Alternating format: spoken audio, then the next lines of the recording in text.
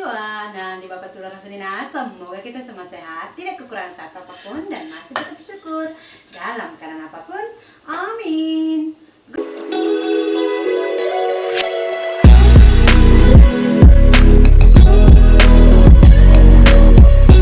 Good morning, selamat pagi darling semua. Apa kabar kalian semua darling? Sudah makan? Sudah sarapan? Masa apa kalian hari ini untuk anak yang pergi sekolah, suami yang mau pergi kerja, emak-emak yang senantiasa stay di rumah? Jangan stres. Ini kebetulan walaupun semalam boy cakap ini kurang manis, dia mau cakap kurang sedap, dia cakap kurang manis. Tapi ini berhubung karena masih ada, jadi hari ini saya tak masak. Saya panaskan saja semalam punya sarden. Ini saya rasa udah cukup panas. Sudah saya tambah asam jawa pemirsa, karena suami kata suami saya itu ada sedikit bau. Jadinya ya udah tambahkan air asam jawa sedikit lagi. Kalau yang bagus kita beli, dia bau dia kurang. Ini kita beli pun yang buah-buah saja karena agak bau dia. Jadi tadi pagi itu pemirsa, saya ini kan sudah bangun awal. Terus tuh saya buka-buka Facebook lah. Terus saya baca ada satu kejadian di mana itu, saya tengok Sulawesi kok. Jadi kejadiannya itu begini pemirsa. Si emak ini, family dia lah ya, si perempuan ini, kita katakanlah nama dia Butet.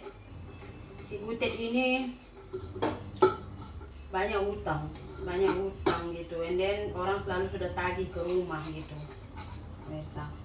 Terus dia nggak tahan karena sudah terlalu banyak utang, mungkin dia itu ngerasa mati adalah jalan satu-satunya gitu, jadi dia bunuh diri. Tapi dia nggak mau bunuh diri sendirian pula, dibawanya lah anaknya 2 orang, anak dia ada 4 orang pemirsa. Jadi yang besar-besar dia tinggalkan dengan suaminya. Dia tulis surat wasiat gitulah pemirsa. Dia bilang dia sudah nggak tahan dengan hutang-hutang semuanya. Saya bawa anak yang kecil ini, nanti kalau saya tinggalkan kamu susah mau ngurusnya, katanya gitu. Jadi saya tinggalkan yang 2 besar untuk kamu jaga. Kalau nanti saya sudah mati di rumah ini, jangan takut tinggal di sini, katanya. Takkan kalau ada kau nampak hantu ke apa, jangan takut. Pokoknya begitulah dia pemirsa. Cuman ada saya tengok ada yang orang share pasal dia. Kadang kan begini pemirsa ya, kita ini tidak boleh terlalu membuka keburukan orang kalau orang itu udah meninggal, betul tak? Biar itu simpan, biarlah rahasia. Intinya itu pemirsa adalah ya, kita tak payah sembang jauh-jauh tentang kakak yang sudah almarhum itu. Yang pertama dulu saya tekankan pemirsa, setiap kehidupan pasti ada masalah pemirsa. Ya, betul. Tuh, sudah jatuh dia. Setiap namanya hidup. Kalau hidup ini itu senang, hidup di dunia itu senang, takkan kamu menangis pertama kali melihat dunia ini. Pertama kali kamu melihat dunia ini pun kamu sudah muar. Semaknanya memang butuh perjuangan semua, betul tak? Cumanya pemirsa, saya ini bukannya seorang yang agamis sekali ya, yang kalian lihat saya ini ya, setiap hari Minggu saya buat video saya pergi ke gereja, setiap saya ini begitulah, pokoknya saya ini tidaklah seorang yang agamis. Tapi setiap kali saya mendapatkan masalah pemirsa, saya masih lagi mengandalkan Tuhan dalam masalah saya. Pasal titik terendah, semua orang pasti mengalaminya, pasti pernah mengalami kita berada di titik terendah. Tapi ada satu kepuasan tahu kalau kita menang melawannya, walaupun itu hanya melawan diri sendiri, melawan ego kita. Jadi kalau kalian ada sekarang masalah, tolong jangan menyerah lah. Macam ibu itu saya tengok udah gitu videonya pun orang share di Facebook tanpa disensor. Anaknya itu pemirsa, satu budak, dia macam tidur lah tapi sudah pucat belakang tu. Satu budak tuh mata dia terbuka, so maknanya dia tuh kalau yang pernah saya baca lah, kalau meninggal dia mata dia terbuka itu maknanya dia itu dalam keadaan yang sangat takut, tahu tak? Saya pernah titik terendah dengan suami saya itu pemirsa. Masalah kami yang paling kemuncak, mungkin beberapa orang itu sudah pernah dengar cerita saya itu. Masa itu saya baru melahirkan si Mageshwaran. Saya baru melahirkan, sudah gitu motor kami ditarik karena nggak bayar karena kan suami saya itu selalu kirim duit ke Indonesia untuk saya ya, jadi dia nggak bayar motor, cicilan motor, jadi ditarik gitu. Udah 12 bulan juga dia tak bayar. Itu pun kenapa sampai 12 bulan, karena yang punya motor, yang punya kedai itu kawan suami saya, istri dia pun orang Indonesia juga gitu. Tunggu sampai 12 bulan tak bayar, last minute dia tarik motor. Itu satu-satunya transport dia untuk cari duit, tahu. Tarik motor, mula-mula dulu tarik motor. 1 minggu lepas tarik motor, potong elektrik pemirsa. Karena udah 6 bulan gak bayar-bayar. Itu kemarin ada cuman 400-an lebih aja sih sebenarnya. Cuman karena udah lama gak bayar kan, sudah dipotong elektrik. Udah gitu, 1 hari lepas dipotong elektrik, suami saya itu mau cari kerja kan. Accident. Sini koyak, sini. Kepala dia hancur gitu, karena kepala dia masuk ke dalam kereta. Jadi itu accidentnya itu hujan. Udah gitu yang punya kereta ini dia terus masuk ke jalan raya gitu, tidak melihat ke kanan ke kiri, tidak melihat. Jadi terus dia masuk, suami saya sudah langgar gitu. Jadi sudah accident pemirsa. Itu adalah titik terendah saya pemirsa. Sementara kan kita itu mau bayar lagi cicilan hutang ada di hospital ya, di company hutang ada, kemudian elektrik, pokoknya kalian sendiri. Sementara kita tidak boleh buat apa-apa, itu yang susahnya tahu. Kalau kita boleh buat sesuatu walaupun itu kecil, kita merasa kalau kita ini ada melawan ya, ada perlawanan gitu. Tapi kalau kita nggak boleh buat apa-apa, hanya bisa melihat kan, itu tertekan sekali tahu. Jangan kalian bilang kalau ada masalah, yalah kau mana ada kau pikirkan masalah apapun, aku juga pening nanti mikirkannya semua ini, kau apa, duduk saja. Jangan. Lebih stres orang yang melihat masalah tanpa boleh berbuat apa-apa daripada orang yang menghadapi masalah tapi masih boleh dia berusaha. Kalian tahu, stres saya. Cuman kata suami saya begini, makanya pasangan hidup kita itu cerminan diri kita pemirsa. Saya bilang lah, saya ini seorang wanita yang kuat. Bukan saya memujikan diri saya sendiri pemirsa, karena saya ini dari kecil pun sudah hidup susah kan. Jadi kata suami saya begini, jangan risau sayang, esok saya bayar itu elektrik, bayar separuh saja pun tak apa gitu. Esok saya bayar itu elektrik, saya pergi kerja, kata suami saya gitu. Jadi kepala dia itu masih belum buka jahitannya pun masih basah. Dia sudah pergi potong buah pemirsa, macam mana sakit kalian tahu.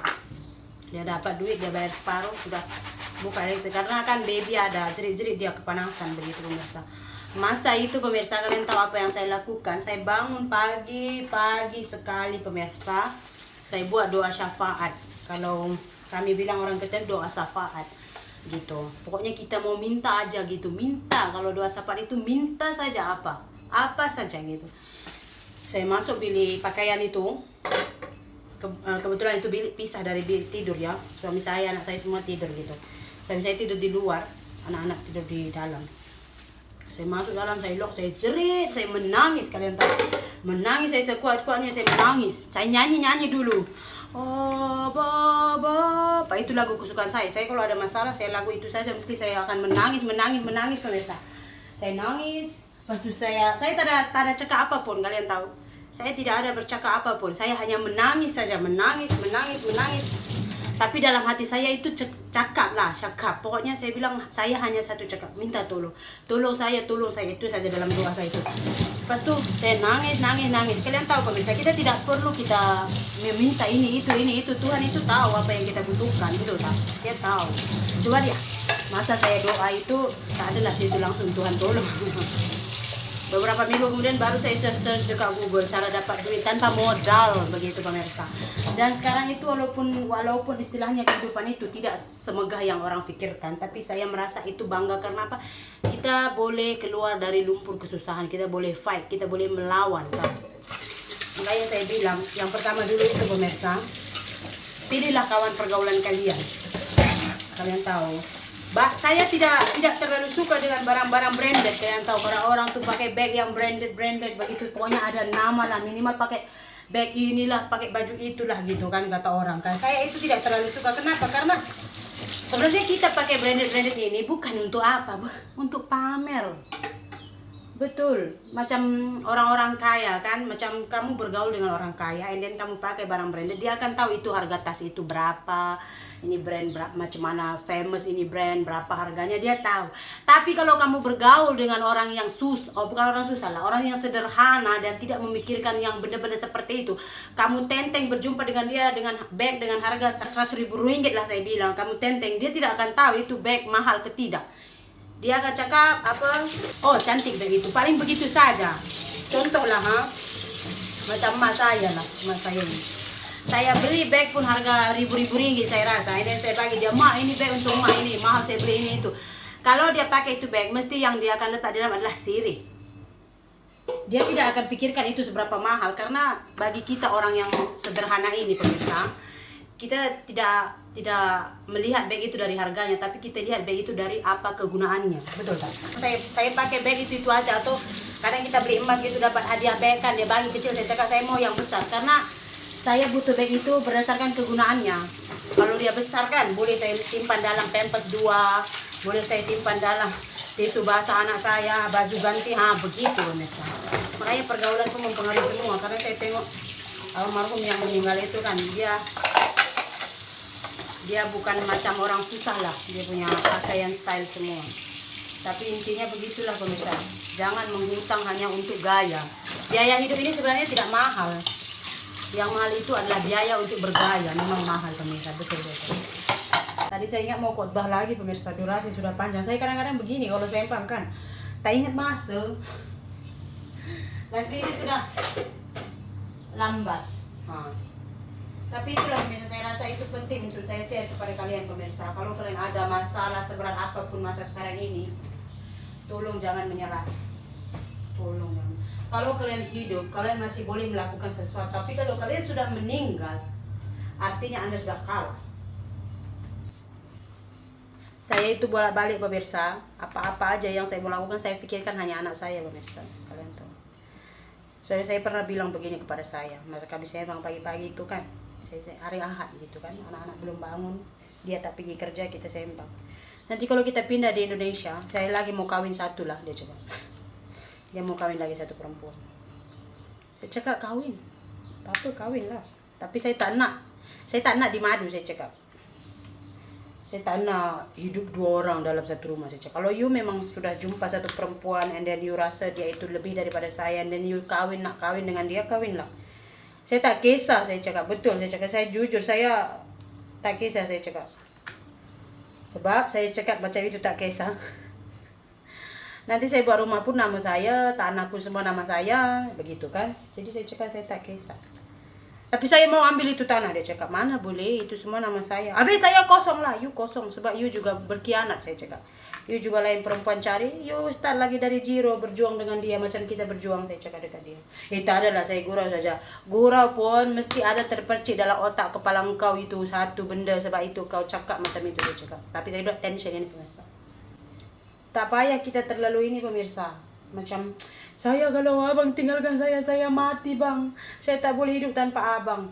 Jangan begitu. Memang pemirsa, hidup seorang itu bagus, tapi hidup 2 orang menjadi satu itu sangat-sangat bagus. Tapi kalau satu orang yang mau lepas, jangan dipertahankan pemirsa. Kalian tahu, saya memang bersumpah dalam hati saya kan. Jadi dalam hati saya itu berpikir, apa yang terjadi pun saya mau hanya kawin sekali seumur hidup. Karena sudah begitu, hanya mati yang memisahkan begitu. Dalam hati saya lah, sumpah saya lah. Itu kan cuma sumpah kita pemirsa, tapi apapun kan Tuhan yang merencanakan ya. Makanya suami saya itu, apa orang bilang pun dia bilang, macam kita mau pergi Indo nanti kan. You mau ke ikut you punya istri, pergi sana. Semua nama dia, nanti dia halau you pergi sini, dia ambil anak, halau you macam mana. Dia cakap, saya tahu saya punya istri. Memahami dan percaya kepada pasangan itu penting pemirsa. Saling mempercayai itu sangat penting, kalian tahu. Tapi kadang-kadang kan laki-laki ini kan yang dia tak boleh kontrol itu adalah nafsunya. Nafsunya itu loh. Ada namanya pubertas kedua, ketiga begitu pemirsa. Kalau perempuan yang dia tak boleh kontrol itu melihat duit. Duit. Sudah ceramah saya pagi ini pemirsa. Yang penting saya sudah Nih saya tengah masak nasi Mandaven, dia tengah tidur, dapur sudah clear. Saya mau siapkan pekerjaan depan lah. Saya mau lah makan dulu lah, lapar saya. Hari ini kita cerita saja lah. Nanti siang kita buat video masak apa, entah apapun tak ada pemirsa, apapun tak ada. Pening kepala saya ini pemirsa. Agak-agak jimat kita karena mau simpan duit mau pulang kampung kan. Jumpa lagi lain video pemirsa ya. Bye semua. Tetap semangat.